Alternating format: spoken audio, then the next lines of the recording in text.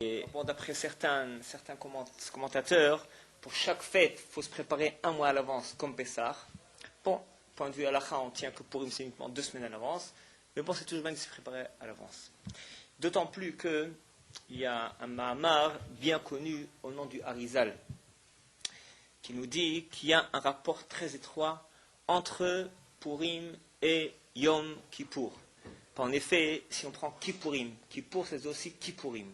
Alors Kippourim, on peut aussi le lire Ke Purim, c'est-à-dire comme Purim. Donc il dit le Harizal, c'est que le jour de Kippour, il est comparé à la fête de Purim. Le jour de Yom Kippourim, il est Ke Purim, il est comme Purim. Lorsqu'on compare, n'est-ce pas, quelque chose à autre chose, donc automatiquement, celui qui est comparé, il est moins important. Donc dit l'Harizal, donc on va de là, c'est-à-dire que Purim, n'est-ce pas, il est comme plus important que Yom Kippourim, puisqu'on compare la journée de Yom Kippourim à la journée de Purim. Pourquoi? Parce qu'en effet, c'est écrit dans certains mefarshim, certains commentateurs, qu'on peut accéder à des niveaux spirituels très élevés le jour de Purim, bien plus que Yom Kippourim. Top. Mais bon, enfin, on ne va pas parler de ça aujourd'hui, peut-être une autre fois, Bezat Hashem. Alors on va faire quelques introductions à la fête de Purim, puisqu'en effet, c'est une journée à laquelle il faut se préparer, d'autant plus que la fête de Kippour, alors on arrive plus ou moins plus facilement à s'élever spirituellement que Purim, puisque évidemment, on est du matin au soir à la synagogue en train de prier, en train de faire tchouva, sans manger, sans boire. Alors bon, bien que ce n'est pas facile, pas évident, mais les conditions se prêtent a priori pour s'élever spirituellement, puisqu'on est détaché de tout ce qui est matériel, on fait la tchouva, alors qu'au Purim, on se met à boire et à manger, faire des festins, on boit du vin, on s'amuse bien. Alors il faut comprendre, n'est-ce pas, comment est-ce qu'on peut s'élever spirituellement. Mais bon, comme dit, c'est notre sujet, d'abord on va faire quelques introductions sur la fête de Purim. Alors tout d'abord, le Midrash Rabbah nous relate les différents exils de Am Israël. En effet, n'est-ce pas, on connaît qu'il y a 4 exils essentiels. Galut Bavel, Galut Madai, Galut Yavan et Galut Edom. Donc l'exil de Bavel, Bavel c'est la Babylonie, de nos jours, n'est-ce pas, c'est l'Irak. Galut Madai, Madai de nos jours c'est l'Iran, Galut Yavan c'est la Grèce, et Galut Edom, n'est-ce pas, c'est le dernier exil, l'empire des Romains. Alors le Midrash explique que chacun de ces empires avait un certain Yetzer, un certain Yetzerara qu'il propageait dans le monde entier, ainsi que sur Am Israël.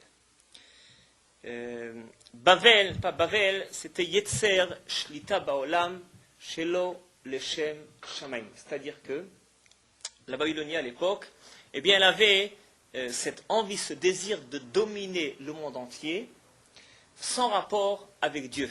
Une domination, n'est-ce pas, pour un pouvoir personnel, comme l'ont fait évidemment Nebuchadnezzar, Nebuzaradan et encore d'autres empereurs de l'époque. Le second exil, c'est Galut Madai, et d'ailleurs ça, ce qui va concerner la fête de Purim, il y avait dans cet empire-là de Madai un désir, une envie de vouloir profiter du monde le maximum possible. Le maximum de plaisir, de loisirs, d'envie, de passion, exprimer des instincts au maximum possible, etc. Ensuite, Galut Yavan, Yavan c'est la Grèce. L'empire grec était à l'époque basé sur une science humaine, sur une connaissance, une sagesse humaine qui ne dépend pas d'un dévoilement d'Hachem. En effet, à l'époque, eh bien, et les sciences et la philosophie étaient très développées en Grèce. Et ils voyaient, n'est-ce pas, les Grecs voyaient en cela le but, la finalité de l'humanité, de progresser, de s'améliorer, d'avancer dans tous les domaines de science, de philosophie. Même lorsqu'on parle, n'est-ce pas, d'un monde spirituel, d'une élévation spirituelle, d'une philosophie, eh bien, il s'agit de se détacher du monde, d'être sans aucun rapport avec le monde matériel, mais tout cela, c'est basé sur l'esprit humain.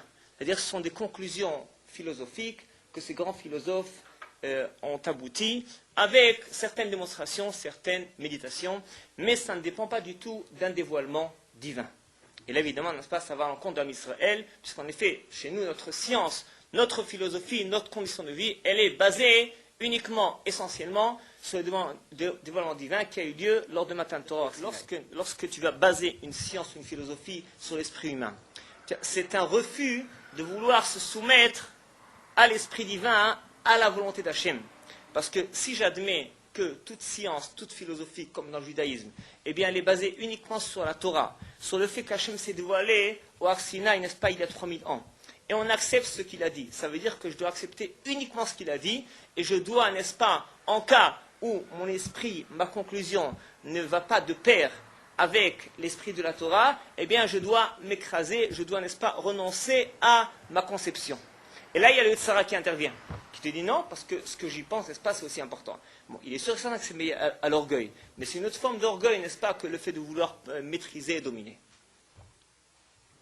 Le quatrième exil, pas c'est le nôtre, l'Empire des Romains, eh bien, nous dit le Midrash que cet exil-là, il comporte tous les Yetzarim ensemble, tous ces 3 Yetzarim précédents ensemble, et d'ailleurs, c'est l'exil que nous vivons encore jusqu'à nos jours, jusqu'à l'année du Mashiach, Bezrat Hashem. C'est-à-dire que le Midrash veut nous enseigner ici que Hashem demande à Israël, pendant des millénaires, d'affronter plusieurs épreuves, de confronter plusieurs périodes, plusieurs époques, de se battre contre des ennemis, contre des empires, qui vont chacun vouloir, mis à part les guerres, et chacun vouloir entraîner, influencer Am Israël de son côté, comme l'ont fait, n'est-ce pas, ces empires-là, les ont amenés vers les plaisirs, vers les loisirs, vers la science et la philosophie grecque. Et ce qu'on doit faire, n'est-ce pas, c'est affronter tous ces empires-là et rester Am Israël. Comme dit la Torah, Hen Am levadad yishkon ou bagoim lo yitrashav. C'est-à-dire qu'Am Israël, eh bien, il est en solitude, il est solitaire, et il ne peut pas, n'est-ce pas, se mixer, se mélanger avec les autres nations. Si en effet on doit avoir aussi un respect pour tous les goïms, pour toutes les nations, on doit avoir des bons rapports pacifiques avec tout le monde, mais cependant, le mélange est interdit. Parce que dit le Midrash, comme si tu vas mélanger de l'eau et de l'huile, ça ne se mélange pas. Même si tu les mélanges en les brouillant, tu attends quelques secondes, eh bien, ils se séparent. C'est-à-dire que c'est du domaine intrinsèque de Am Israël que c'est impossible de se mélanger. Pourtant, le but de l'exil, c'est quand même de prendre des choses de la galoute. Donc, dans chaque galoute, on a quand même quelque chose à prendre et à bon, il est sûr et certain que dans n'importe quelle période, n'importe quelle épreuve qu'on doit affronter, eh bien, en effet, il faut savoir, n'est-ce pas, faire le tri entre le bon et le mauvais. Par exemple, si on prend l'exemple de la science et de la philosophie, n'est-ce pas, qui est encore très vrai de nos jours aussi, eh bien, il est sûr et certain qu'on ne va pas refouler et refuser toute science, toute découverte scientifique qui a été faite par les goïms. Bien au contraire. Mais ce qu'on doit faire attention, c'est de ne pas considérer que l'homme est au service de la science. Mais au contraire, c'est que la science, elle est faite là pour nous servir. On voit des fois ce qu'on appelle une afkamina, des différences vraiment primordiales, très importantes, dans le domaine de la médecine, par exemple. Est-ce qu'on considère que l'homme est au service de la science, ou alors la science au service de l'homme? Si on dit que l'homme est là pour avancer la science, alors évidemment, n'est-ce pas, on ne va pas s'abstenir de faire ce qu'ils appellent en ivrite nituche metim, de disséquer un mort, on dit comme ça disséquer un mort, n'est-ce pas, pour essayer d'avancer la médecine, pour essayer de faire de nouvelles découvertes. La Torah interdit cela. On doit, n'est-ce pas, uniquement utiliser la science et la philosophie pour servir l'homme. L'homme, c'est le but de la création du monde. Un Midrash dit dans Devéliaou que même la Torah, eh bien, elle a été donnée pour Am Israël. On ne doit pas considérer que nous sommes là pour la Torah. Mais la Torah est là pour nous. Enfin, Hachem voit le but de l'humanité, eh bien, c'est l'homme, c'est Am Israël. Et on doit utiliser, n'est-ce pas, tous les éléments matériels et toutes les valeurs spirituelles pour arriver à cela, pour élever l'être humain à un niveau spirituel grandiose. Et c'est pourquoi, en face de chaque épreuve, de chaque exil, alors on doit éviter d'être influencé, d'être transformé par tel ou tel exil, tel ou tel empire. Mais il est vrai, cependant, qu'on doit aussi faire le tri et choisir le bon du mauvais. Et d'ailleurs, en effet, c'est là où il y a le danger. Parce que si c'était totalement à refouler, à refuser, de prime abord, alors le danger aurait été moins grand. Parce que bon, tu sais, n'est-ce pas, que tu refuses tout, n'est-ce pas, tu es en train de te recueillir dans ton coin, et tu vas t'isoler, et tu vas vivre en autarcie, et automatiquement tu vas être à l'abri de toute influence. Mais comme au contraire, n'est-ce pas, on ne peut pas être vraiment, on ne peut pas mettre tout de côté. On ne peut pas dire aujourd'hui, eh bien la science, je m'en passe, je vais vivre comme vivaient mes ancêtres il y a 1000 ans et 2000 ans. On ne peut pas le faire, c'est impossible, c'est invivable. On ne doit pas le faire aussi. Hachem veut que tu utilises toutes tes découvertes scientifiques, mais dans la mesure, dans les conditions où ça ne va pas déranger l'être humain. C'est pourquoi, entre parenthèses, chaque fois qu'on va aborder de nos jours n'importe quel gadget, on va dire, n'importe quel objet, n'importe quel élément, n'importe quel ordinateur, n'importe quel média, eh bien, on doit tout d'abord, avant de se jeter dessus et d'être fasciné par la découverte, par le progrès, etc., dire attention. Attention, est-ce que ça va de pair avec la Torah ou pas? Si ça va enfreindre, ne serait-ce qu'un petit sourd des Rabbanan, eh bien, c'est à mettre de côté, c'est à bannir. Ou alors, au contraire, faire la part des choses, savoir comment l'utiliser sans enfreindre à la Torah. Mis à part la Torah, il y a aussi l'humanité, l'être humain, qui concerne aussi, d'ailleurs, tous les goïms. Parce qu'en effet, des fois, tu peux prendre une machine, eh bien, et tu peux esquinter l'être humain. C'est que, dernièrement,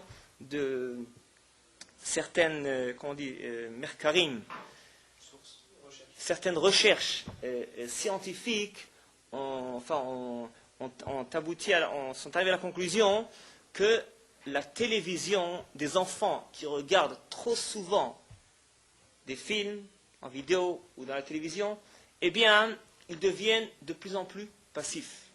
Parce que tu t'habitues, pas plusieurs heures par jour, à être passif devant un film qui est passionnant extraordinaire, alors ça va enlever cette faculté qu'on appelle l'initiative de l'être humain. Hachem n'a pas créé un être humain pour être passif, pour être un spectateur toute sa vie. Il est vrai que des fois, n'est-ce pas, tu dois être spectateur, mais pour ensuite puiser des forces de ce que tu as observé, regardé, pour avoir encore plus d'initiative, pour entreprendre, pour agir, pour bâtir, fonder, etc. Mais si, n'est-ce pas, ces médias vont esquinter l'humanité, la personnalité, alors on a tout perdu.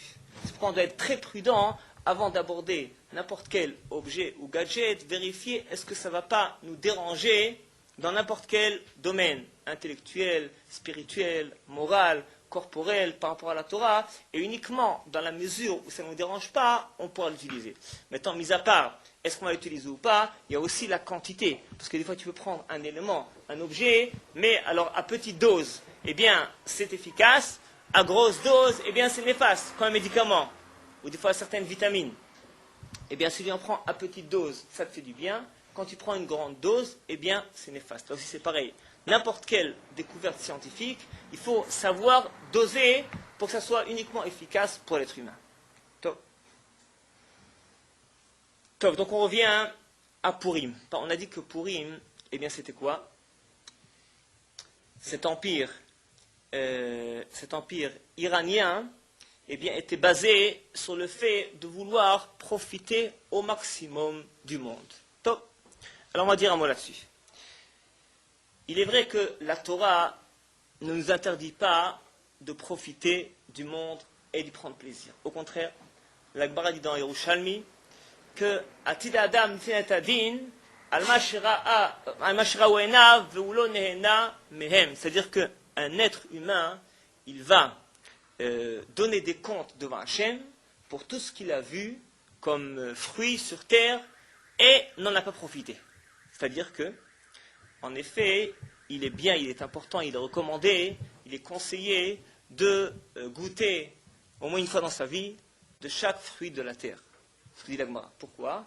Pour remercier Hachem, pour contempler, admirer les créatures extraordinaires qu'Hachem a fait sur terre. De nos jours, malheureusement, on est tellement habitué à tout cela qu'on accorde plus d'importance à n'importe quel élément, à n'importe quelle plante, n'importe quel fruit, alors qu'en fait, si on se met à examiner chaque petit élément, chaque petite plante, chaque petit fruit, on voit que c'est un monde en soi. Et dans ce domaine-là, entre parenthèses, eh bien, la science peut nous aider beaucoup. C'est-à-dire qu'en effet, lorsqu'on constate, n'est-ce pas, la structure de l'atome, les molécules, etc., et tout ce qui s'appelle Khiloufé Chomarim, les interéchanges qui se font, n'est-ce pas, entre les milliards de cellules dans chaque plante, c'est inouï, ça dépasse notre imagination. Et dans cette optique-là, on doit contempler, on doit admirer ce que Hachem a créé au monde. C'est pourquoi dit la Gemara que si on se prive de tout cela, et donc on ne va pas profiter de cela. Et Hachem ne l'a pas créé en vain. Hachem l'a créé pour qu'on puisse connaître un petit peu de sa grandeur. D'ailleurs, dit la Gemara là-bas que Rabbi aussi, même il économisait de l'argent toute l'année pour pouvoir, n'est-ce pas, goûter de chaque fruit nouveau lorsqu'il apparaissait sur les arbres. Donc, bien qu'on a dit ça pour les fruits, mais en fait, ce n'est pas uniquement pour les fruits, mais c'est pour tout ce que Hachem a créé sur terre. Par exemple, c'est aussi écrit qu'il est conseillé de constater, de contempler tout ce que Hachem a créé sur terre. On raconte à ce sujet-là que le Rav Shach, une fois en excursion avec ses élèves, et 2 élèves ont commencé à réviser une Gemara, le Rav Shach leur a dit maintenant, ce n'est pas le moment d'étudier la Gemara, c'est le moment de constater, de contempler les merveilles du monde.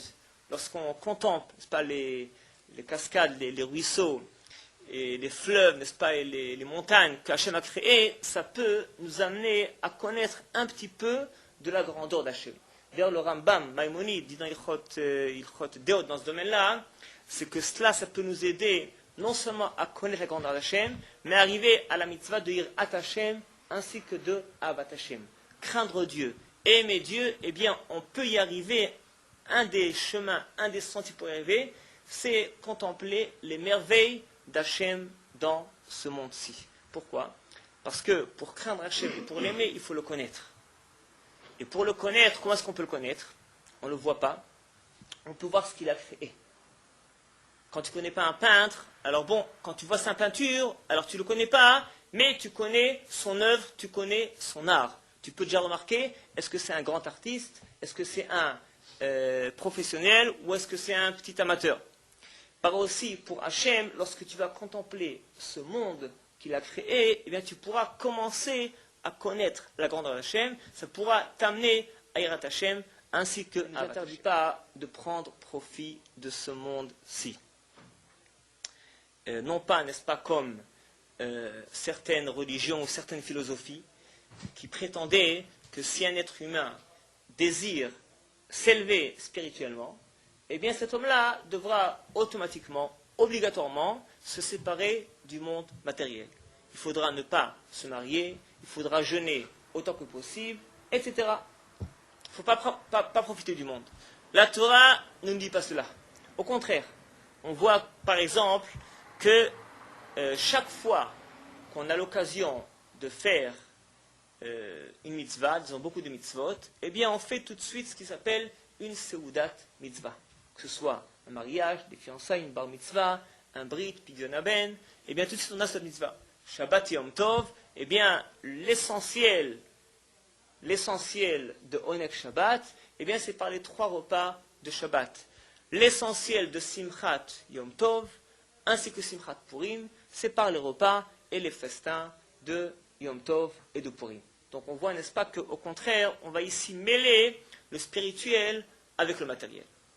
Alors en fait, donc, quelle est la dose exacte, quelle est la devise précise et juste que nous donne la Torah à ce sujet-là? Parce qu'en effet, on dit que l'empire iranien, l'empire de Mada et Paras, eh bien, est venu affecter, déranger, perturber Israël par leur idéologie, leur conception, qu'en effet, l'être humain est là pour profiter au maximum de ce monde-là, dans n'importe quel domaine, tous les profits et loisirs possibles. La différence est la suivante. Est-ce qu'on considère le plaisir et le loisir comme un moyen ou alors comme un accessoire? Pardon. Comme une fin en soi, un but en soi, ou alors un moyen et un accessoire. C'est-à-dire que l'empire de Madaï, au temps de Achashverosh et de Haman, voyait les plaisirs de la vie, les plaisirs matériels, comme une fin en soi. C'est une finalité, et c'est l'essentiel, et plus tu vas profiter dans ta vie de ce monde-là, plus tu auras réussi ta vie. Moins tu vas profiter, eh bien, la vie, elle est ratée. On voyait l'être humain qui profitait le maximum de cette vie-là, eh bien, c'est lui qui a réussi dans sa vie. Et c'est en effet, c'était ce qui était propagé, ce qui était véhiculé par la conception d'Achashverosh et de Haman. On voit qu'Achashverosh faisait des festins pendant 180 jours. Il y avait, n'est-ce pas, des ustensiles en or et en argent et du marbre, n'est-ce pas, et puis d'une richesse, des milliards étaient jetés dans ces festins. On donnait à chaque personne Kirtson Ishvaïs selon sa volonté personnelle. Pourquoi ? Parce qu'il voyait le plaisir en soi comme une fin, une finalité. La Torah nous dit que le plaisir, ce n'est pas une fin en soi. On ne doit pas l'éliminer, on ne doit pas en faire table rase, mais on doit l'utiliser comme un moyen, comme un accessoire. Puisqu'en effet, la finalité, c'est au contraire tout ce qui est moral, intellectuel, spirituel. L'être humain doit en effet s'élever spirituellement. Mais cependant, on ne doit pas oublier que l'être humain est composé d'une âme et d'un corps. Lorsqu'on parle de cette fusion entre le corps et l'âme, entre parenthèses, c'est écrit dans les commentateurs que ça s'appelle d'avoir pélé mouflé, c'est quelque chose d'extraordinaire qui sort de l'ordinaire. Lorsqu'on dit la bracha, Rofé kol basar ou mafli la asot, qu'Hachem a créé chaque créature ou mafli la asot, il a fait quelque chose qui sort de l'ordinaire, c'est pélé, c'est sensationnel. Eh bien, on parle de quoi ? On parle de cette fusion entre le corps et l'âme. Le corps qui en effet, lui, est matériel, et l'âme qui est spirituelle. Eh bien, c'est vraiment une fusion extraordinaire qui puisse cohabiter ensemble et agir ensemble. Et c'est pour cela, n'est-ce pas ? C'est pour cela, puisqu'on constate qu'Hachem a créé ce lien étroit entre le corps et l'âme, que rien ne peut séparer à part la mort. C'est-à-dire que la vie, eh bien, c'est spécialement la cohabitation ainsi que l'action réunie mutuelle du corps et de l'âme. Et c'est pourquoi d'ailleurs, c'est faux de considérer que le but dans la vie, c'est uniquement le plaisir dans les domaines matériels. Parce que là, tu vas tenir compte uniquement du corps et oublier l'âme. C'est aussi faux de considérer que le but de l'être humain, eh bien, c'est uniquement l'élévation spirituelle en oubliant le corps, n'est-ce pas, en l'écrasant, en le refoulant. Parce que tu vois, n'est-ce pas, que le corps est lié à l'âme, l'âme est liée au corps. Donc, automatiquement, on doit les faire travailler, cohabiter ensemble. Mais cependant, on doit bien connaître, bien savoir quelle est la mission, quel est le rôle de chacun d'eux, le corps et l'âme. Alors on avait ramené une fois une Gemara dans Sanhedrin, ça dit Aleph. La Gemara rapporte que Antoninos posait souvent des questions à Rabbi. Rabbi, c'est Rabbi Nakadosh, Rabbi Danassi, qui est le rédacteur de la Mishnah. Alors Antoninos, une fois, lui a dit la chose suivante. Antoninos a dit à Rabbi que dans le monde futur, eh bien, l'être humain pourra être exempté totalement de la punition. Pourquoi ? Parce que le corps va accuser l'âme, l'âme va accuser le corps va dire à Hachem, c'est l'âme qui a fauté. La preuve, c'est que depuis que l'âme a quitté, je suis comme un cadavre inerte. Et l'âme dira pareil, c'est le corps qui a fauté. La preuve, c'est que depuis que j'ai quitté le corps, eh bien, je suis comme un oiseau qui vole en l'air sans faire de faute. Donc, alors Rabbi a dit à Antoninos, je vais te donner un machal, une petite parabole là-dessus. Il y avait un roi qui avait un verger extraordinaire dans lequel il y avait les fruits les plus rares et les plus précieux de la terre. Et le roi de voyager a dit, il a pris 2 gardiens, les a nommés pour surveiller son verger, que personne ne vole les fruits extraordinaires. Donc, ces deux gardiens-là, eh bien, comme par hasard, l'un était aveugle, l'autre, il était boiteux. Lorsque le roi est parti, eh bien, l'homme boiteux a dit à l'aveugle que je vois ici des fruits extraordinaires, mais moi, je ne peux pas grimper sur l'arbre. Eh bien, je vais grimper sur toi et je vais cuire ces fruits-là, on va les déguster ensemble. C'est ce qu'ils ont fait. Lorsque le roi est revenu, où sont les fruits? Chacun accuse l'autre. L'aveugle il dit qu'il ne peut pas voir, il n'a même pas vu les fruits. Le boiteux il dit qu'il ne peut pas grimper. Le roi a pris l'un, a mis sur l'autre, il a dit voilà les deux ensemble, vous avez pris mes fruits, vous les avez mangés. Par aussi, Hachem, il remet l'âme dans le corps et dit à l'homme, tu as fauté, n'est-ce pas, avec cette jonction, cette fusion de l'âme et du corps. Bon, c'est une bras qui est très complexe à comprendre. Nous, ce qui nous intéresse, c'est uniquement un point précis là-dessus. Cette Gemara nous dit la chose suivante, que, attention, le corps, il est comparé à un homme qui est aveugle, alors que l'âme est comparée à un homme qui est boiteux. Qu'est-ce que ça veut dire? Ton corps, il est aveugle, il ne voit pas, il n'est pas objectif, il ne voit pas ce qu'il a en face de lui. Est-ce que c'est bon ou c'est mauvais? Si tu sers à quelqu'un une cigarette, ou un whisky, ou n'importe quel autre plat extraordinaire, eh bien le corps ne va pas s'intéresser, ne va pas voir est-ce que c'est bon pour sa santé ou pas. Est-ce que c'est bon ou mauvais à longue échéance. Il est uniquement intéressé, est-ce que ça a un bon goût, est-ce que ça va me procurer un plaisir ou pas. Le corps est aveugle. L'âme, au contraire, elle est clairvoyante. C'est notre âme, c'est difficile de la cerner, de la discerner. Et bon, on avait dit plusieurs fois qu'elle se situe surtout au niveau du cerveau et du cœur. Top. Alors cette âme-là, elle est clairvoyante, elle peut vraiment se rendre compte, prendre conscience de chaque élément. Est-ce que c'est bon ou mauvais pour toi, que ce soit un aliment, une boisson, une décision, un voyage, une action? Eh bien, c'est l'âme, c'est l'esprit humain, la réflexion, le da'at, ce qu'on appelle le da'at, qui peut te dire est-ce que c'est bon ou mauvais pour toi.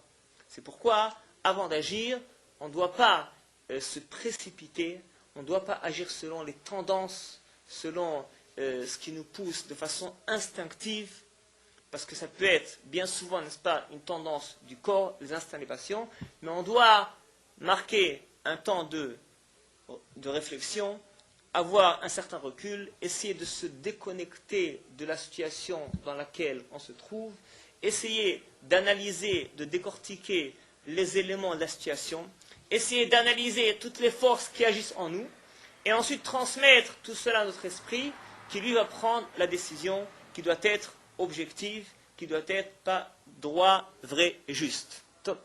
Alors l'âme, la neshama, elle est clairvoyante. Elle sait ce qui est bon ou mauvais pour toi. Par exemple, la neshama, l'esprit, eh bien, pourra dire attention, est-ce que cette boisson, cet aliment, cette cigarette, c'est bon ou mauvais? Eh bien, je vais demander à un grand médecin, je vais transmettre ça à un laboratoire. Lorsque j'aurai les résultats et je constaterai est-ce que c'est bon ou mauvais, là, je vais décider est-ce que je vais l'utiliser, en profiter ou pas, si oui, à quelle dose, à quel moment, etc. Mais la neshama, l'âme, elle a un problème. Bien qu'elle est clairvoyante, mais elle ne peut pas agir. L'âme, n'est-ce pas, notre neshama, elle n'a pas des éléments, elle n'a pas des pieds et des mains, des doigts pour agir dans ce monde qui est concret. Voilà, maaseh. Elle doit agir par l'intermédiaire du corps. Le corps, on a dit, il a un handicap, qu'il est aveugle.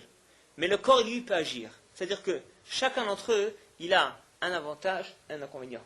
L'âme, elle est objective, elle est clairvoyante, mais elle ne peut pas agir. C'est comme l'homme qui est boiteux, qui voit ses fruits dans le verger, mais qui ne peut pas les cueillir. Alors que le corps, c'est l'homme qui est aveugle, il ne voit pas, mais c'est lui qui peut agir. Ça veut dire quoi, concrètement? C'est-à-dire que lorsque tu veux agir, eh bien, il faut savoir donner, respecter les rôles du corps et de l'âme. Et donner à chacun son rôle et sa responsabilité. C'est-à-dire que lorsque tu veux agir, eh bien, c'est le corps qui agit. Mais c'est l'âme qui donne des ordres. C'est la neshama, n'est-ce pas? C'est l'esprit qui va te dire est-ce que je fais ci ou est-ce que je ne le fais pas? Même si je le fais, dans quelle mesure, quel domaine, quelles circonstances, pendant combien de temps, à quelle dose, etc. Ça, c'est l'âme qui doit nous aider, qui doit prendre la décision et qui doit diriger, qui doit tenir les rênes.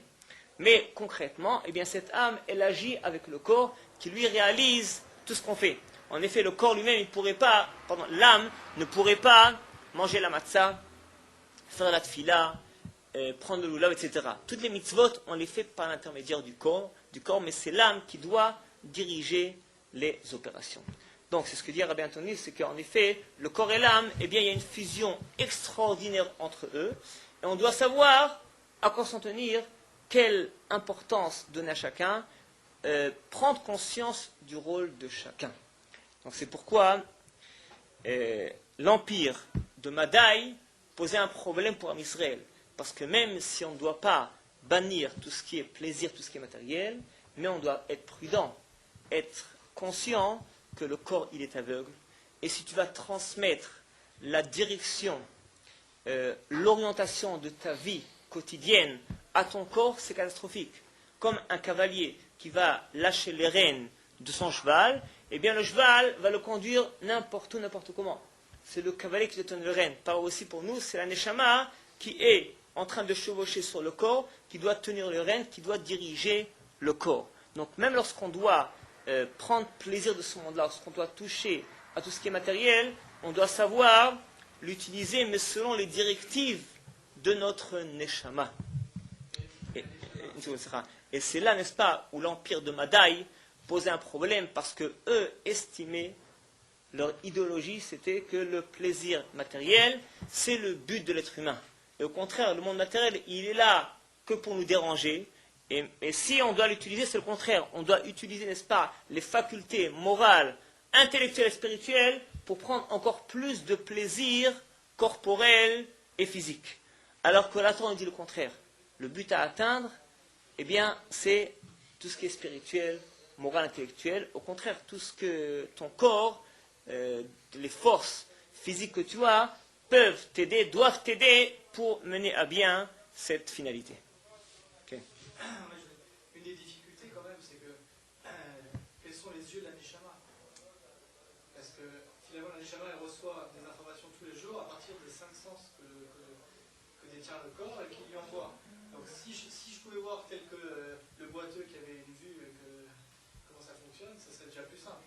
Sauf que là il y a le prisme du corps qui fait que la Neshama ne voit pas directement les choses. Tu veux dire, comment est-ce que la Neshama pourra voir les choses de façon claire et prendre la décision, puisqu'elle est mêlée constamment au corps. Bon. Que le corps ne puisse pas lui voir les choses, la profondeur dans les choses, c'est évident. Mais comment la Neshama elle peut voir, elle, à travers tout ça, sachant qu'elle est soumise au corps, et aux 5 sens, c'est ça qui crée des stimulus. La Neshama, elle voit. Tu veux poser la question, en d'autres termes, c'est que comment je pourrais savoir, est-ce que telle décision, elle vient du corps de la Neshama? Ouais. Qu'est-ce qu'elle voit concrètement? Qu'est-ce que j'ai vu aujourd'hui avec la Neshama? Non, la Neshama voit. La Neshama voit, même sans qu'on le sente. Maintenant, tu veux dire comment arriver à cette Neshama, parce que je ne vois même pas cette Neshama. Bon, en effet, c'est une notion qui est très complexe, c'est encore un autre cours à part, mais on va dire 2 mots là-dessus.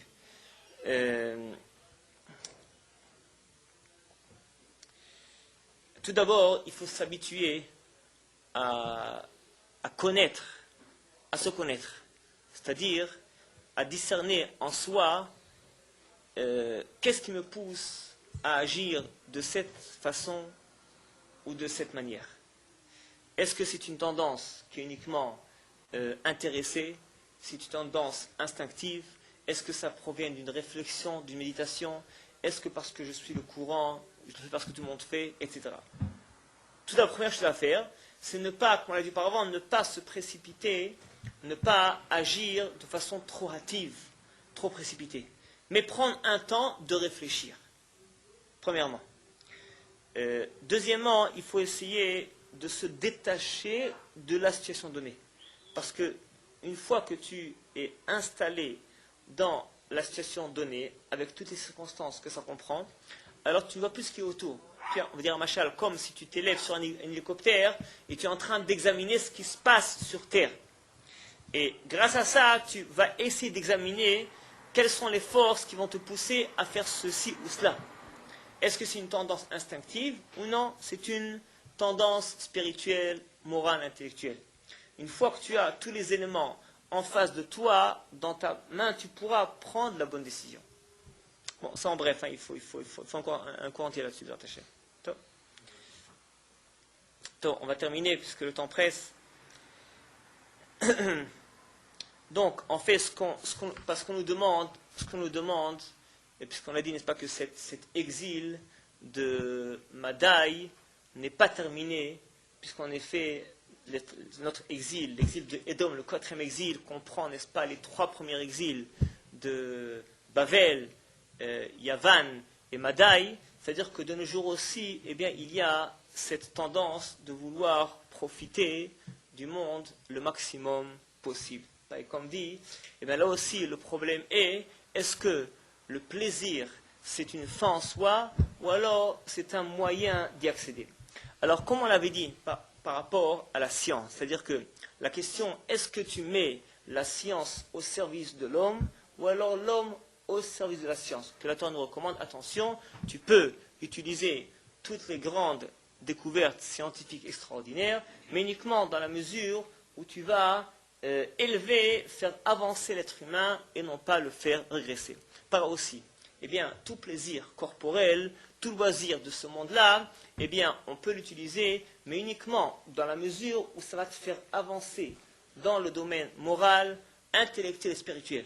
Dès qu'on sent, n'est-ce pas, que ça va à l'encontre de tout cela, ça veut dire qu'il y a un problème. Alors, tout d'abord, n'est-ce pas, ça explique beaucoup de choses qui sont interdites par la Torah. En effet, on sait bien que la Torah, elle est pleine de Isurim. Il y a 365 mitzvot qui s'appellent des lavim, interdictions. Alors bon, si de prime abord, on peut dire que bon, n'est-ce pas, bon, faut pas exagérer. Et donc, bon, je veux bien faire la Torah, je veux bien m'élever spirituellement, mais tout est interdit, on ne peut plus bouger, n'est-ce pas, le Shabbat, je ne peux pas bouger, je veux manger, alors on a 36 halachot pour ce qui est kasher et pas kasher, etc. Dans tout le domaine, il y a du interdit. Alors ça, n'est-ce pas, c'est une vision qui est plutôt superficielle. Au contraire, si on examine la question de près, eh bien on constate qu'en effet, la Torah nous interdit ce qui va altérer, ce qui va affecter notre neshama, ce qui va affecter nos facultés spirituelles et morales. Parce qu'en effet, si on se laisse aller au gré du vent, au gré du temps, pas si on va se laisser faire n'importe quoi, uniquement écouter son corps, prendre n'importe quel loisir et plaisir corporel qui se renouvelle, n'est-ce pas, dans toutes les générations, aux 4 coins du monde, alors automatiquement, eh bien, les facultés morales, même intellectuelles et spirituelles, vont être affectées. Je voudrais vous signaler entre parenthèses dans ce domaine-là, vous m'avez à l'idée à l'instant, qu'au Japon, depuis déjà au moins des dizaines d'années, eh bien, les écoles, dès l'âge de 7 ans, sont séparées entre les garçons et les filles. Parce que, n'est-ce pas, les grands dirigeants japonais se sont rendus compte que lorsque les garçons et les filles sont ensemble dans une classe, eh bien, les records intellectuels sont diminués de beaucoup. C'est-à-dire que, puisqu'en effet, ce sont des caractères différents, bon, des fois, il y a une certaine gêne, des fois, il y a une envie, n'est-ce pas, de vouloir, comme on dit, n'est-ce pas, de vouloir frimer, de vouloir montrer qu'on est le meilleur par rapport aux garçons, par rapport aux filles. Alors, automatiquement, n'est-ce pas, tout est faussé, même les facultés intellectuelles sont affectées par cela. Eh bien, les Japonais se sont rendus compte de cela, n'ont pas hésité à séparer toutes les écoles à l'âge de 7 ans. C'est-à-dire que, bon, on peut prendre l'exemple de cela, que dans n'importe quel domaine, ou n'importe quel plaisir, ou loisir, peut nous affecter tout ce qui est du domaine moral, ou intellectuel et spirituel, on doit s'en préserver. Et c'est pourquoi la Torah, qui nous interdit, elle ne vient pas nous priver, au contraire, elle vient préserver. Elle vient préserver ta neshama, elle vient conserver tes facultés morales et intellectuelles, que tu puisses les utiliser, les exploiter au maximum. C'est de cette façon, n'est-ce pas, qu'on peut affronter, confronter les épreuves différentes que viennent nous proposer l'Empire Occident de nos jours, n'est-ce pas, et puis en Iran il y a 2000 ans, parce qu'en effet, eux considéraient que tout ce qui est plaisir, c'est un but en soi. la Torah nous dit attention, le but c'est pas ça. Tu peux l'utiliser, mais dans le domaine où la Torah te le permet, selon, n'est-ce pas, aussi les temps respectés, la dose à respecter, non seulement tu vas pas être privé, mais au contraire, c'est là où tu pourras, n'est-ce pas, exploiter, profiter encore mieux de toutes tes facultés que Hachem t'a donné. De cette façon-là, n'est-ce pas, eh bien on peut encore plus exploiter tout ce qu'Hachem nous a donné. Bon, c'est encore à suivre, mais on va s'arrêter là pour le moment, Bezrat Hashem.